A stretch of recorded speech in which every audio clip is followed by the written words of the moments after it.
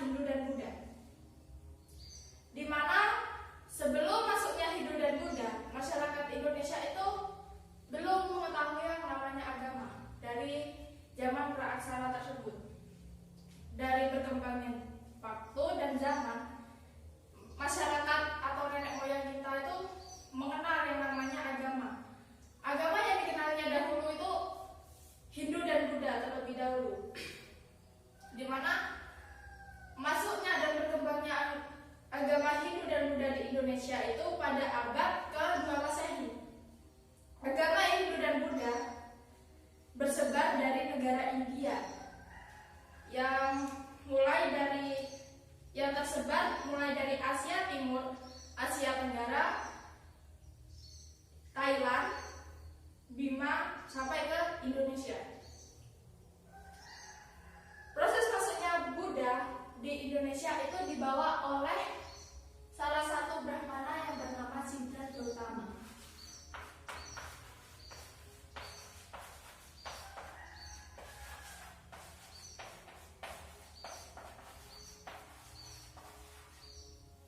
Siddhartha Gautama ini diyakini oleh masyarakat India, yaitu guru besar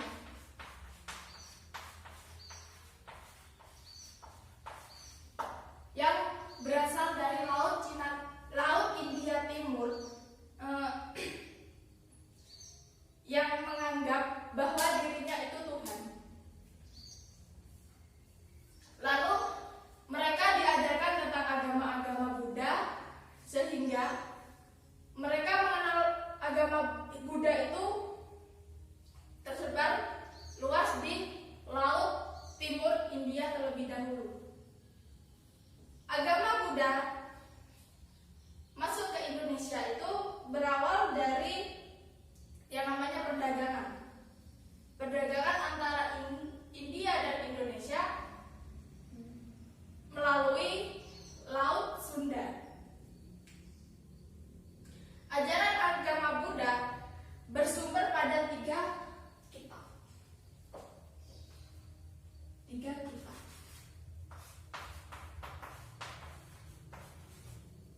Yaitu Vinaya,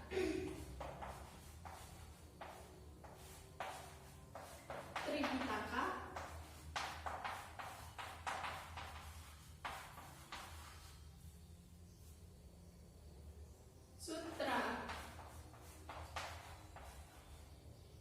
Sutrani Pitaka,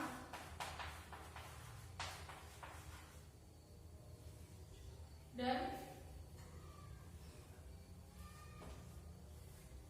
ada yang tahu satunya apa?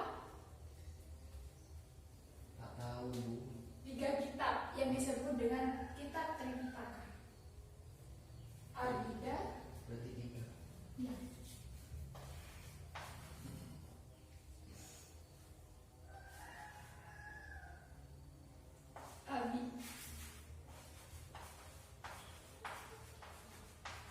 Abhidharma Pitaka.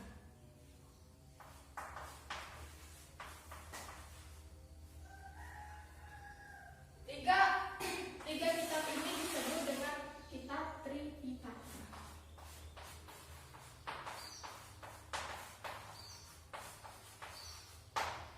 Yang mana di dalam ketiga kitab ini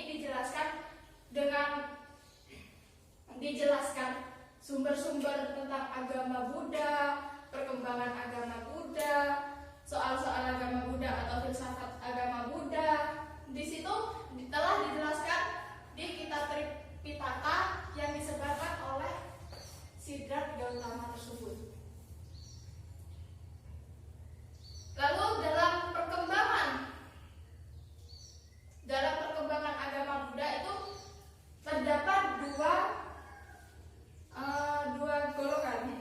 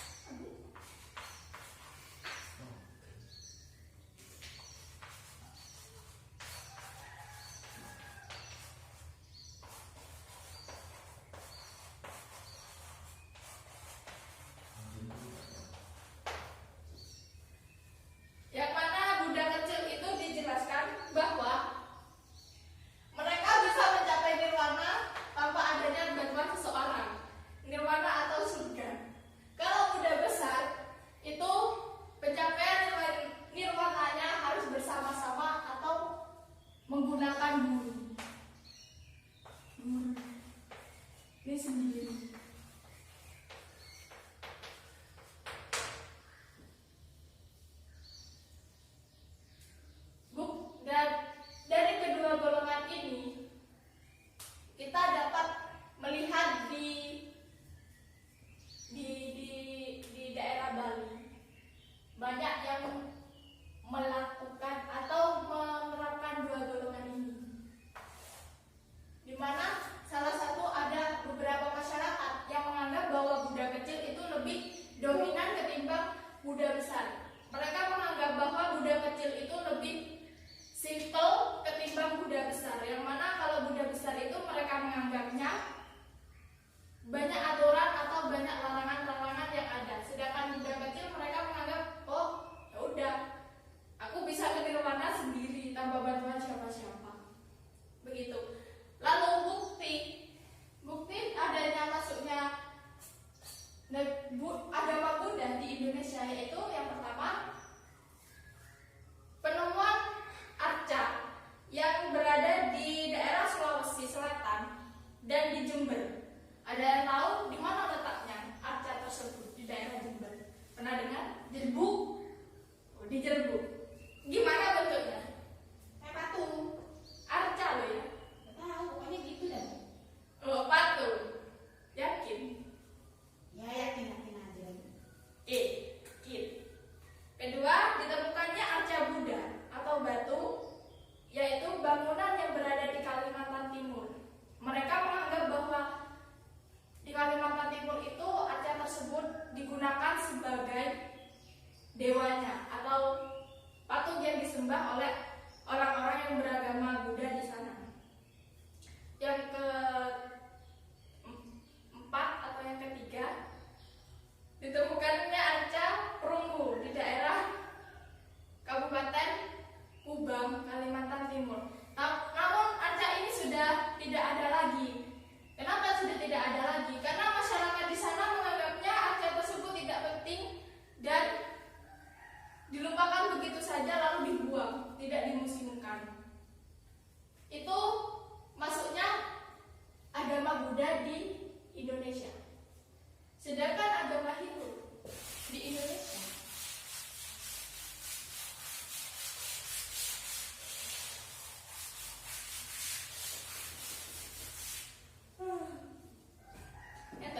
tidur. Berkembangnya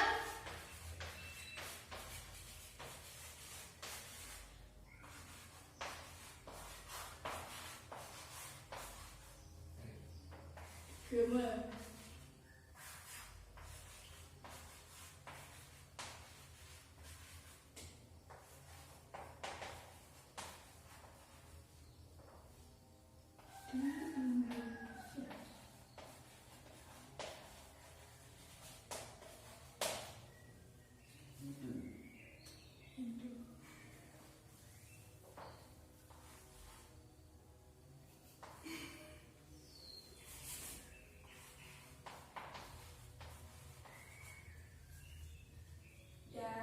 Ribet nulisnya. Berkembang atau masuknya agama Hindu di Indonesia yaitu masuk sekitar abad kurang lebih ke-5 Masehi, di mana teori yang berada di dalam agama tersebut atau masuknya agama Hindu ini menyakup 5 teori, yaitu teori Waisak, teori kesatria, teori Brahmana, arus balik, dan teori Sudra. Teori Waisak. Teori Waisak itu berkembang atau masuknya agama Hindu di Indonesia menggunakan teori Waisak ini dari datanya pedagang India. Lagi-lagi India. Terus yang kedua, teori kesatria. Teori kesatria ini dikembangkan oleh kesatria-kesatria yang berasal dari negara Cina dan India dalam pertarungan antara Indonesia di masa penjajahan perang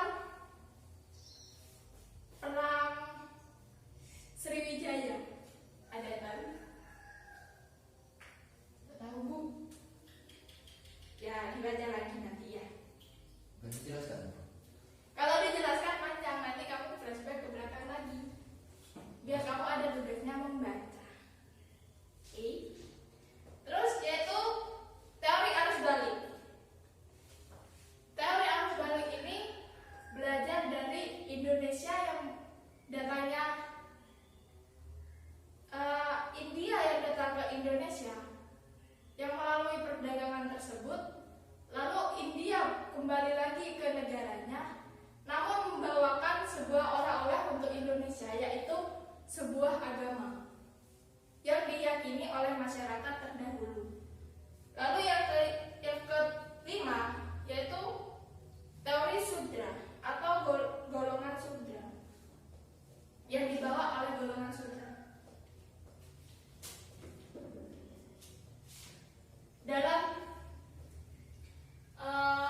agama Hindu tersendiri itu memiliki yang namanya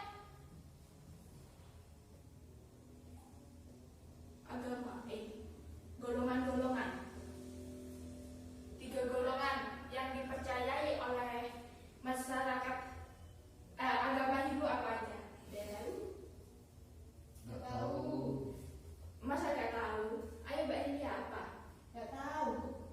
Yang dibaca bukunya Buku saya hilang. dikilokan. Iya lah. Gak beli lagi. Belum ada katanya. Ya ada alasan kamu. Oke, 3 golongan ini diyakini oleh masyarakat Hindu, yaitu golongan kasta Brahmana, kasta Ksatria, kasta Waisya, dan yang terakhir yaitu kasta Paisa. 4 yang diyakini, tapi 3 saja: Brahmana, Ksatria, dan Waisya. Brahmana itu golongan kayak kiai-kiai dalam agama kita. Kalau Ksatria itu kayak raja-rajanya, ratu-ratunya, anak-anaknya. Terus kalau Sudra itu kayak pedagang kecil, pedagang asongan, petani. Itu masuk ke dalam Brahmana, Sudra.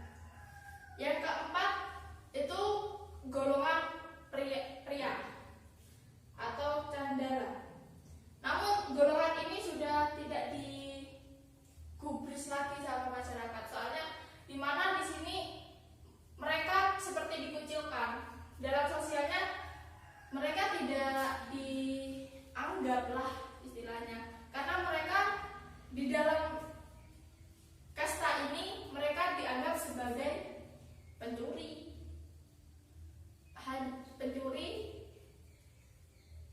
gelandangan, dan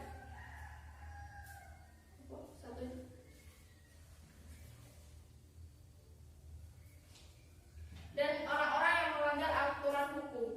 Di sini kasta tersebut telah dihapuskan di negara India, namun mereka menolaknya. Mereka menganggap bahwa kasta tersebut dapat ditetapkan sebagai kasta yang dapat diolok-olok oleh masyarakat atau golongan yang tertinggi di atas mereka. Lalu dari sini ada pengaruh-pengaruhnya terhadap negara Indonesia, yaitu pengaruh yang pertama dari dari agama Buddha. Dari agama Buddha sendiri, dalam bidang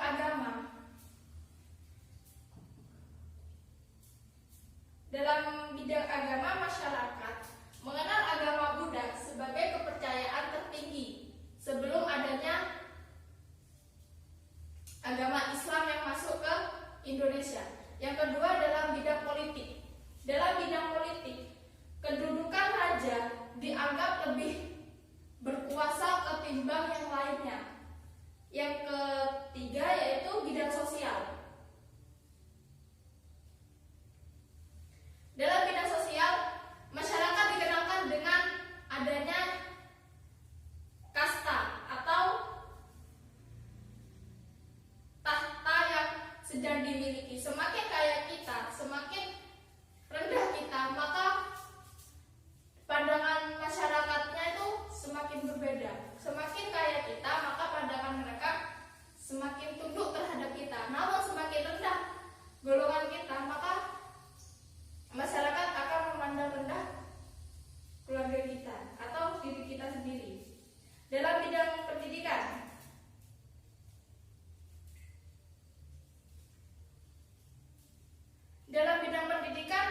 di dalam agama Buddha itu hanya mementingkan agamanya sendiri, tidak mementingkan yang namanya pendidikan-pendidikan lain. Contohnya seperti sosial. Kita lihat dalam kedudukan saja.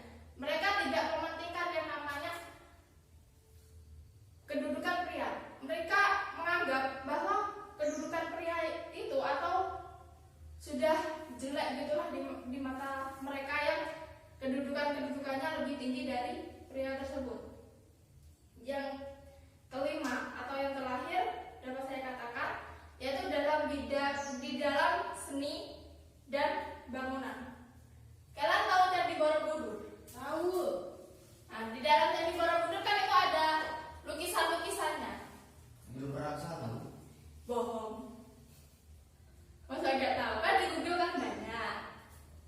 Bisa lihat. Nah, di sana itu ada bagian-bagiannya.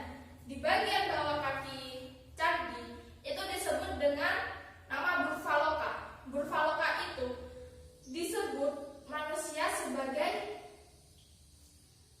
tentang kehidupan dunia. Mereka memikirkan tentang kehidupan dunia saja. Yang tengah atau yang disebut dengan, mohon maaf, tadi Burfaloka. Yang kedua, bagian kedua yaitu Burfaloka. Burfaloka yaitu manusia yang tidak mementingkan duniawi sama sekali. Contohnya seperti Brahmana gitu. Kan mereka tidak mementingkan duniawi. Mereka hanya memikirkan tentang surganya mereka. Surganya mereka saja. Dunia tidak dipikirkan. Mereka menganggap bahwa dunia mereka sudah diatur oleh dewanya. Yang terakhir yaitu atap. Atap yang disebut Surfaloka, di mana mereka menganggap bahwa di atas candi tersebut itu tempat tinggalnya para dewa-dewa. Maka dari itu masyarakat Hindu yang berada di kota Georgia, mereka akan pergi ke Borobudur, mereka bersembahyang di sana, dan mereka menganggap bahwa ada salah satu